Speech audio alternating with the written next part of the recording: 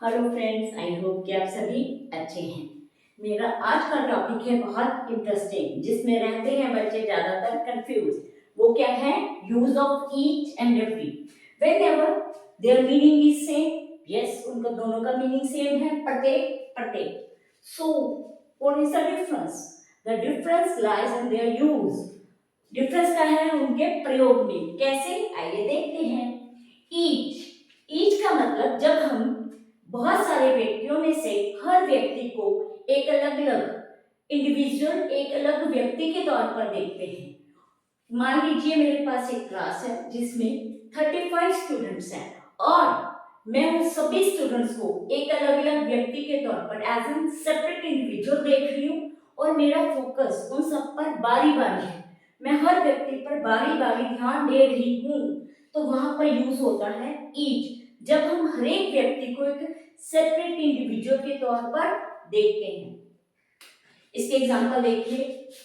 Each student received received the certificate। इसका मतलब है एक छोटा सा ग्रुप जिसका हर मेंबर, उसके हर मेंबर पर अलग अलग ध्यान दिया गया और उसके हर मेंबर को एक सर्टिफिकेट मिला। ईच एक छोटे ग्रुप के लिए यूज होता है और ईच के साथ हमेशा singular singular form of verb, singular verb is या फिर वॉज यूज होती है। Singular verb his, was, has, singular verb use होती है। वो हैज भी हो सकती है। ईच एक छोटा सा ग्रुप जिसके हर व्यक्ति को एक अलग इंडिविजुअल के तौर पर देखा जाता है और उस ग्रुप के हर मेंबर पर बार बार ध्यान दिया जाता है। हर मेंबर पर बारी बारी ध्यान दिया जाता है। वहां पर यूज करते हैं each. Each student has a talent.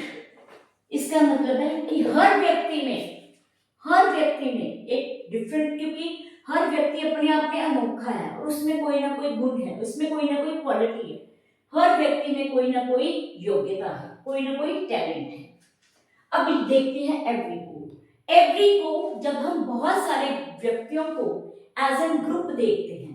जब मैंने क्लास में हर 35 व्यक्ति को एक अलग व्यक्ति के तौर पर देखा। अब मैं उन 35 स्टूडेंट्स को एक क्लास के तौर पर देखूंगी।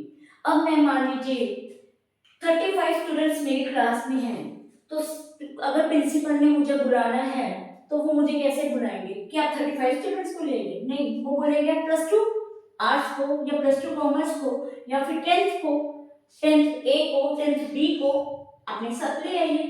तो जब हम बहुत सारे व्यक्तियों को एक ग्रुप के तौर पर, जब हम बहुत सारे व्यक्तियों को एज अ होल देखते हैं, बहुत सारे व्यक्तियों को एक इकाई के तौर पर देखते हैं, तो वहां पर यूज किया जाता है एवरी। और एवरी जो है वो एक बड़े ग्रुप को रिप्रेजेंट करता है। Every child is happy. जब हम बहुत सारी चीजों को एक इकाई के तौर पर देखते हैं। Every house in the street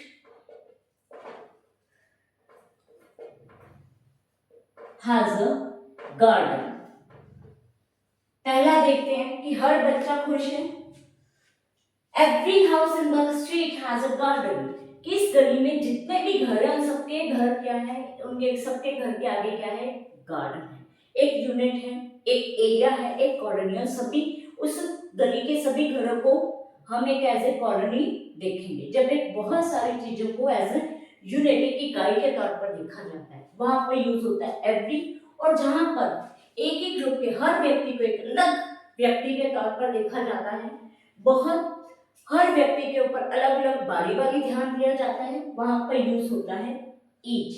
और दोनों ही ईच और एवरी दोनों ही सिंगुलर वर्ब के साथ यूज में आते हैं। Singular verb is, was, has, क्योंकि हैड सिंगुलर या प्लूरल दोनों के साथ में आता है। आई होप कि आपने इस वीडियो को बहुत अच्छे से देखा है, बहुत अच्छे से इसको समझा है और बहुत ज्यादा इसको देंगे प्यार और बहुत सारा देंगे कमेंट और इसको करेंगे ज़्यादा से ज़्यादा शेयर।